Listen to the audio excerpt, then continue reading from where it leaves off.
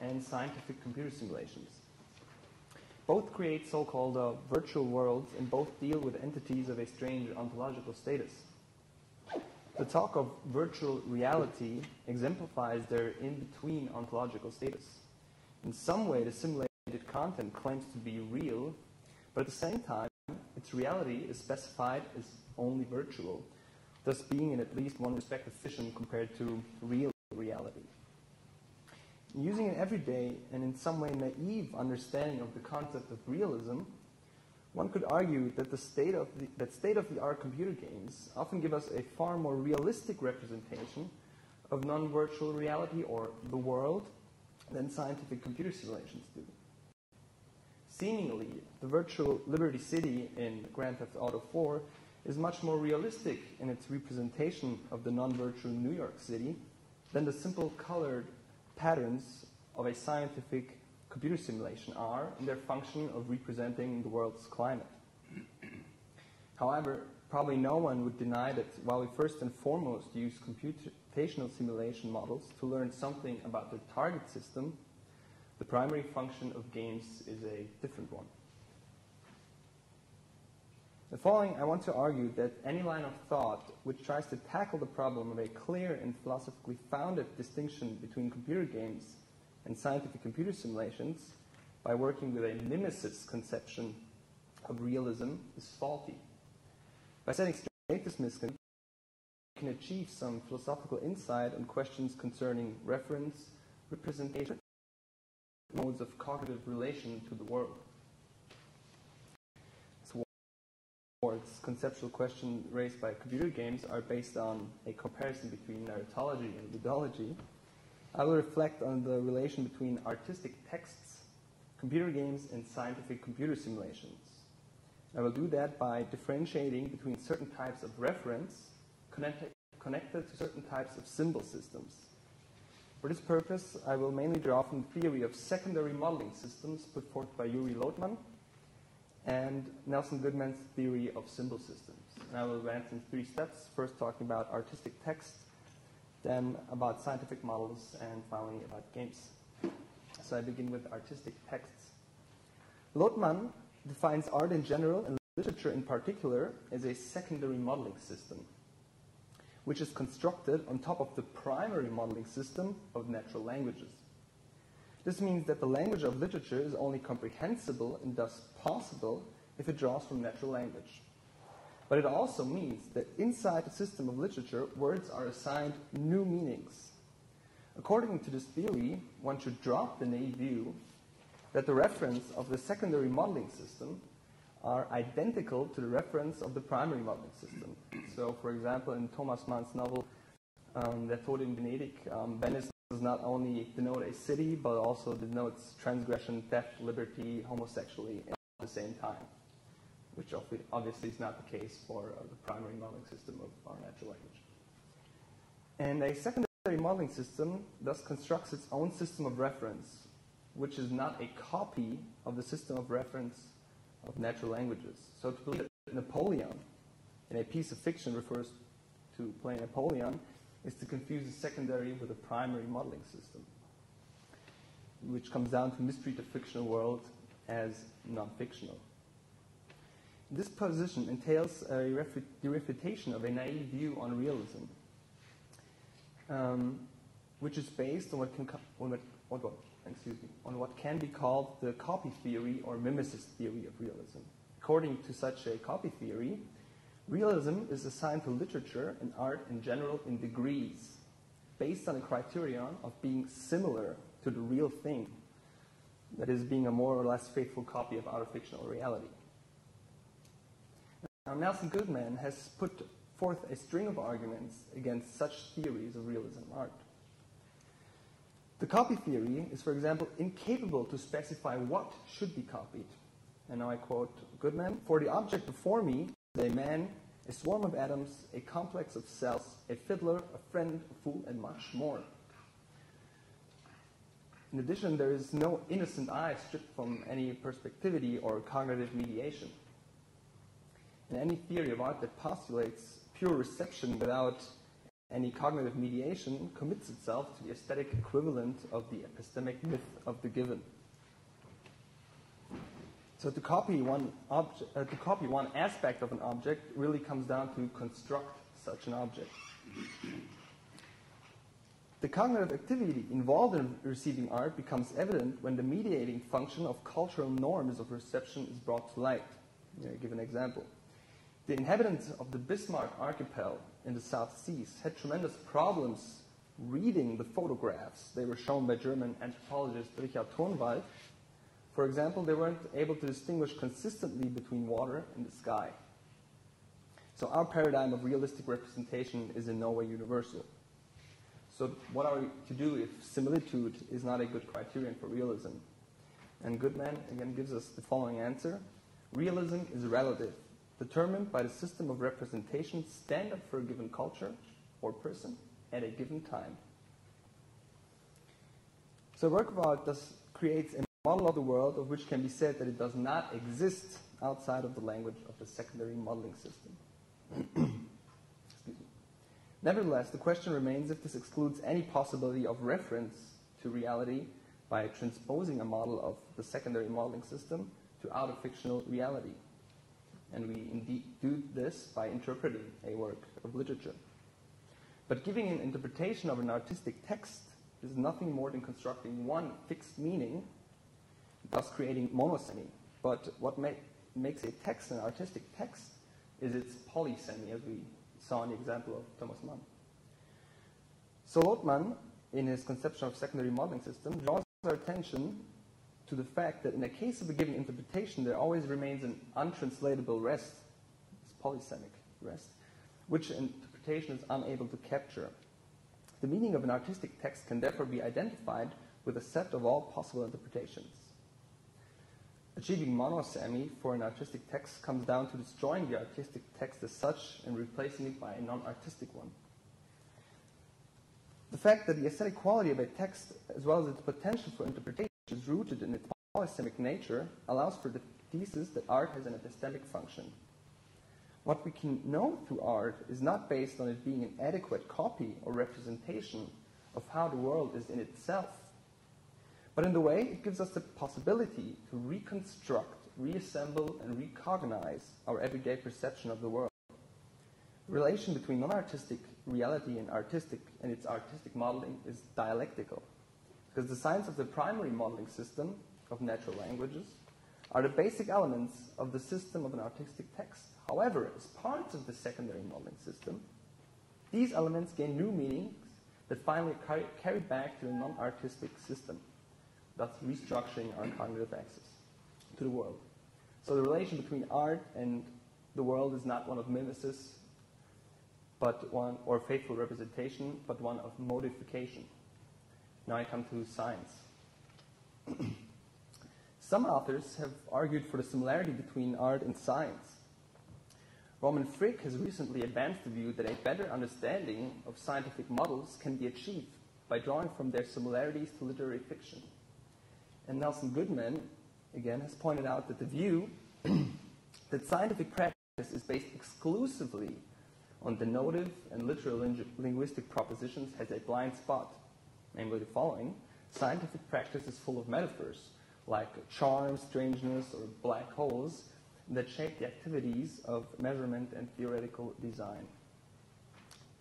Scientific modeling thus is based on idealizations, distortions, corrections, deliberate negligence, and concentration on certain properties of phenomena. And due to this highly stylized nature of scientific models, it follows that, now I quote Frick, taken literally, descriptions that ground structural claims almost always fail to be descriptions of the intended target system. Instead, they describe a hypothetical system distinct from the target system. I do not want to further evaluate the arguments underlying with Frigg or Goodman. Instead, I merely want to point out one major difference between scientific models and the secondary modeling systems as we find them in artistic texts. Never mind how the relation of the modeling system to the target system is conceived, there is always the presumed, and necessarily presumed, epistemic relation to the target system. This epistemic relation is based on monosemy, So every scientific model is indeed in need of interpretation, but in a different sense than this is true for artistic text. While it is constitutive for the scientific model to be monosemic, the possibility of giving a monosemic interpretation for a piece of literature presupposes its polysemic character.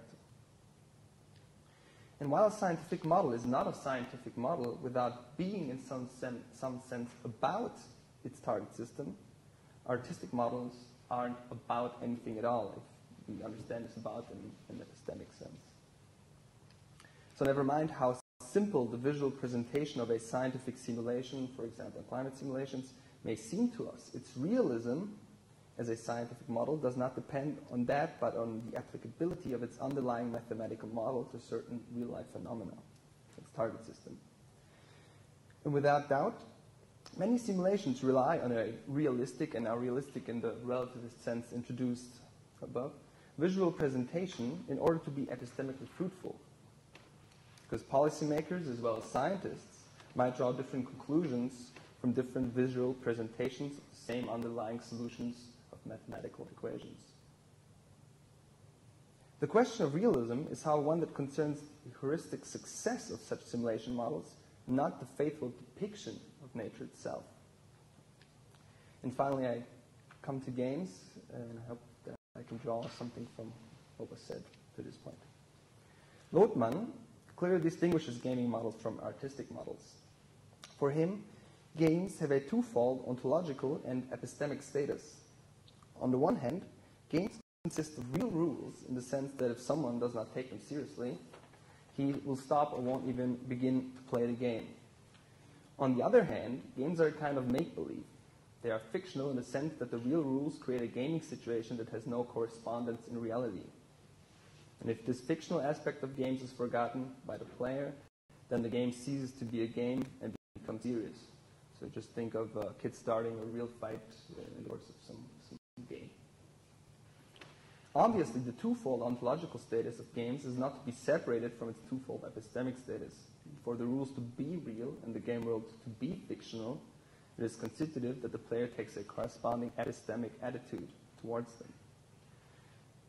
In what remains of this talk, I want to show that Lotman's theory is faulty, but that it nevertheless provides a solid basis for modification that can lead to a satisfying account of games for our purposes here.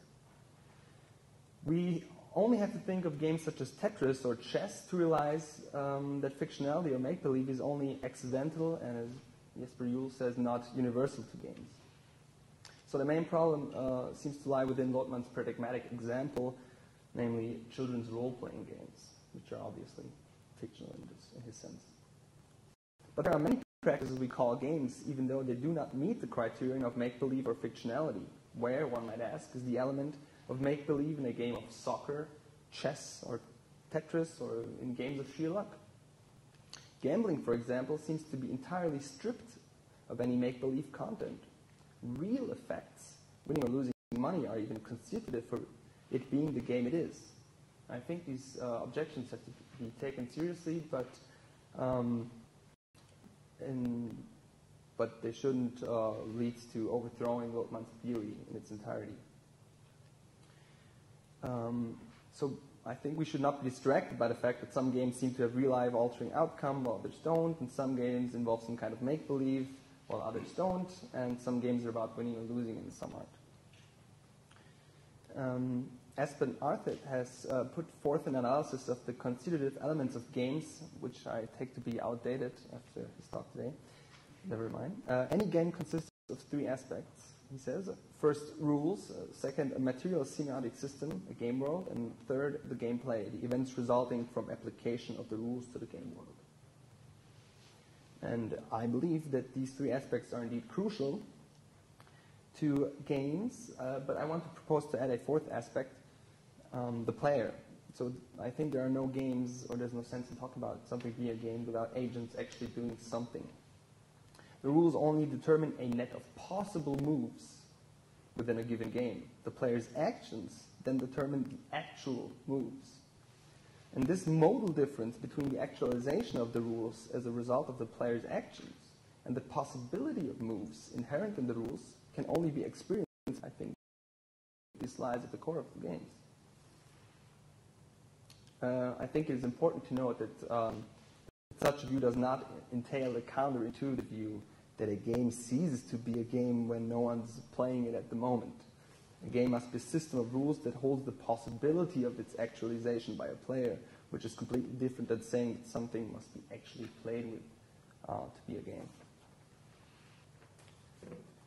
So, if games are not games without the possible moves of a player, then it stands to reason to focus on what determines these possible moves, the rules.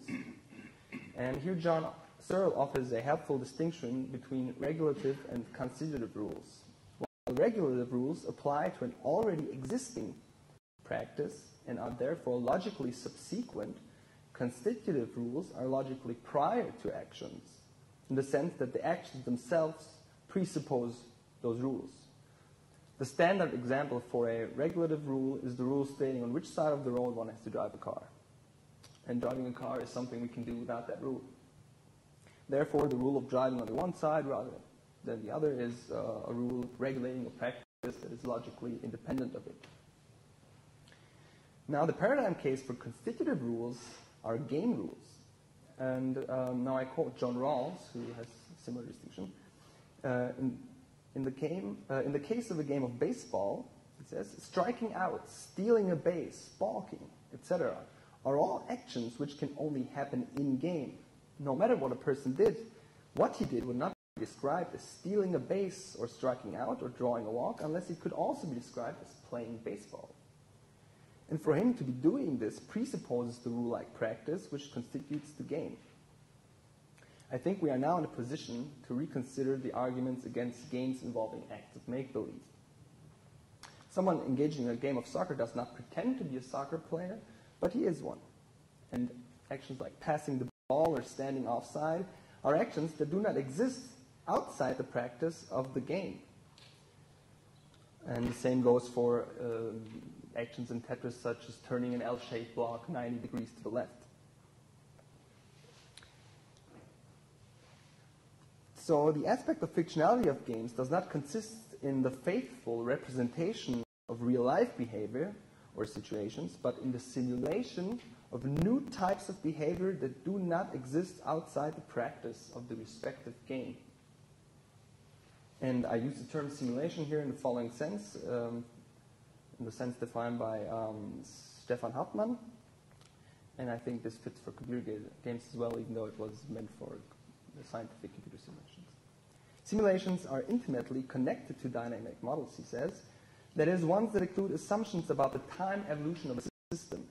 If the simulation is run on a computer, it is a computer simulation. And we can say if the simulation is run on a computer, it's a computer game. So if the game is run on a computer. Okay. So what was said for the non-mimetic character of art, you can now see goes as well for games. The relation between games and the world is not one of mimesis or faithful imitation, but one of modification, restructuring, and reorganization. While art restructures our cognitive approach to the world, games restructure the way we act, mainly. So I wouldn't say that this is exclusive, but what is dominant here is this distinction of action and reception. Pieces of art create new worlds in providing new symbolic orders and combinations, while games restructure our actions. But games not only create new actions, but they also often reassemble new actions from more basic bodily movements. For example, manipulating blocks in Tetris is made up of the actions pressing a button or key X, which itself is made up of performing certain acts of hand-eye coordination. And the same goes for performing a free kick in a soccer simulation or stealing a car in Grand Theft Auto.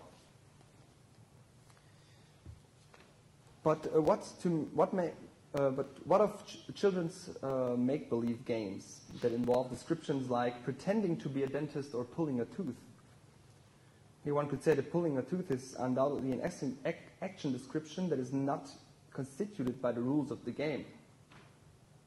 But I think this can be solved easily by pointing out that even though the same words are used in descriptions of actions of a dentist and a child pretending to be a dentist, The descriptions do not describe the same actions. The child is not actually pulling someone's teeth. It is maybe just moving its hand around the facial area of its doll. The description pulling a tooth will be correct for the gaming situation without the player actually pulling the tooth, and it will only be a valid description of the gaming situation if the player is not actually pulling the tooth. So I believe that therefore games are secondary modeling systems of actions and their corresponding abilities or skills. Games are based on real-life actions and their constitutive rules, but those actions are remodeled in the game with the result of new game-imminent actions. Let me say one last point here. Computer games pose a general challenge to this thesis I just stated. This is best explained by an example. In arcade racing simulations, for example, the player steers a virtual vehicle through a virtual environment by handling a real wheel, as well as real acceleration and brake pedals. One could argue that the actions of such a game are neither part of a new practice, because I can steer a car in real life, nor are they modifications of an already existing practice, since driving a car or flying a plane in real life and in a computer simulation may involve the same basic bodily movements. But still, different remains in these borderline cases, because obviously the actions of driving a car and virtually driving a car are not the same actions, just as dreaming or imagining that P and playing that P is not the same state of affairs. So we can now give the final answer to our introductory question about the realism of the fictional New York City in Grand Theft Auto. But if games are indeed secondary modeling systems of actions, then the question of realism has to be answered in a way that recognizes its specific nature as a secondary modeling system. So what we find to be realistic in games is much more than this. It's not only the graphics on the screen, but it's also the physics engine. And games that seem to incorporate a multitude of different symbolic elements, pictorial etiquettes, verbal etiquettes, acoustic etiquettes. And how these different symbolic systems, how these different etiquettes shape the game as a game, pretty much has to be passed on to further game studies and its analytic equipment. For my purposes, I hope it was enough to have shown that these future game studies accounts should not fall into the trap of a naive copy theory-based realism in computer games. Thank you very much for your attention.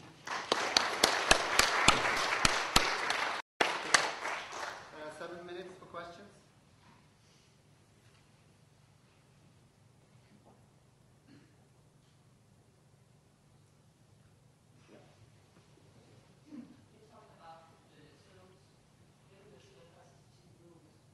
Yeah.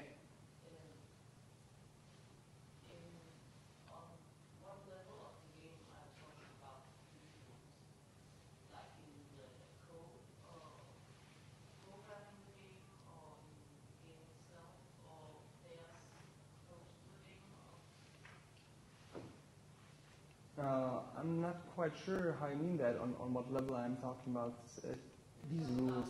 I mean, I would say that game rules are themselves, however they may be implemented in the computer game or upheld by the players in a real-life game, these are constitutive for the actions performed in the game. So, yeah, unless there's this, someone upholds these constitutive rules, may also be a computer, there's no possibility of giving the action descriptions needed for the games. But you don't find that there's a difference between computer upholding rules or children upholding? Not in print. I would say in principle, I don't think there's not a categorical difference. Might be one in degree, but I haven't looked into that, and I haven't really looked into the perception of or the first-person experience of such considered rules or their results. So.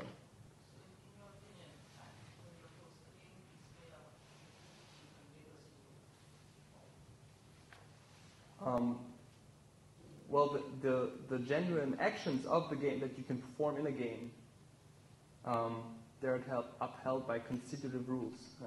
So. Excuse me? Well, I don't think the player perceives rules as constitutive or regulative rules. I mean, ask a player if he knows what a constitutive rule is. He won't know what it is. He's just going to play the game. So, but this is I don't know. Probably the player doesn't care about any of the theory we talk about today. So,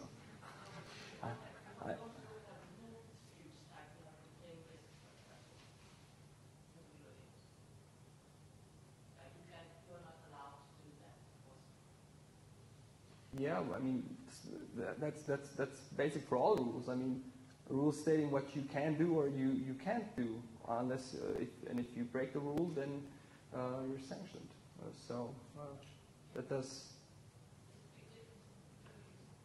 Should we move on? Yeah, for me.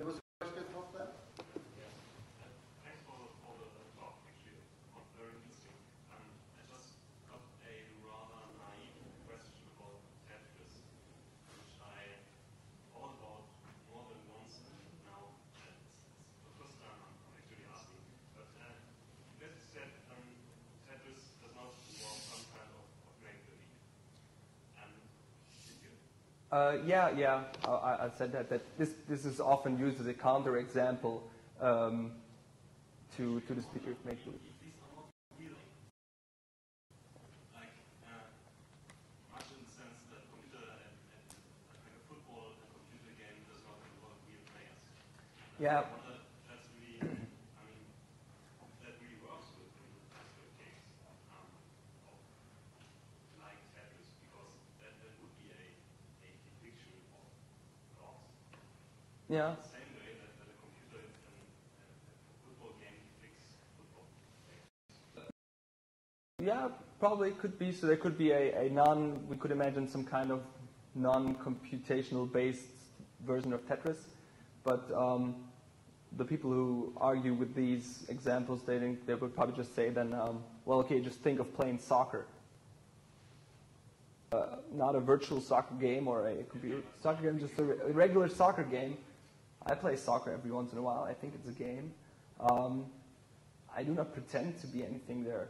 When I was little, I pretended to be, I don't know, Cantona, but these times are over now. So.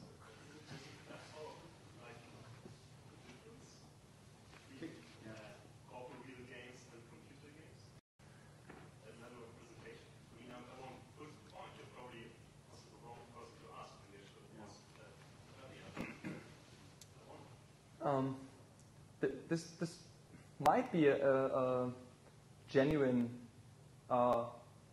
feature of computer games, especially to probably remodel game-imminent actions. So you have like virtual soccer, you have virtual chess, and all this stuff. So games that exist outside the computational practice are again reassembled with other bodily movements. You score a goal by pushing certain buttons or whatever. So this could be a distinct feature of computer games. Yeah. In relation to your question, I add myself to the list. Isn't there also a sense of make-believe or a sense of fictionality in maybe what you're referring to as the sheer impression of physicality of Tetris? I mean, the blocks could as well be moving upwards, but they're falling. We're saying falling down. Why are they falling? You know, there is this. Would you call that some dimension of make-believe, or wouldn't you go that far? I wouldn't have a problem with calling that some kind of make-believe. This argument of make-believe wasn't really mine. I just tried to, okay, there is this argument. I think we can get rid of all these counterexamples. We don't even have to ask the question if they're right or wrong, but we can, by saying it's a secondary modeling system, this is kind of what I think is the essence of this idea of make-believe. So, but if we just talk about make-believe, I would probably say, yes, you're correct. This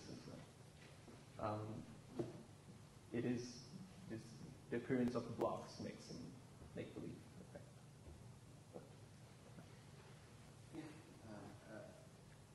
Okay, last question to ask.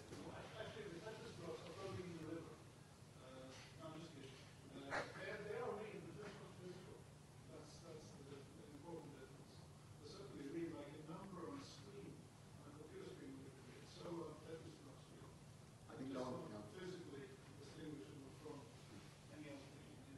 Well, on this level, yeah. Small thing to clarify. One more minute on this discussion and we'll make a break. Yeah. They are weird the same way that laws you can interact with are weird. Just to get clear from me. Yeah, okay. Then we go to you. They're in the same sense that my dreams are real. Okay, on that note. Thank you.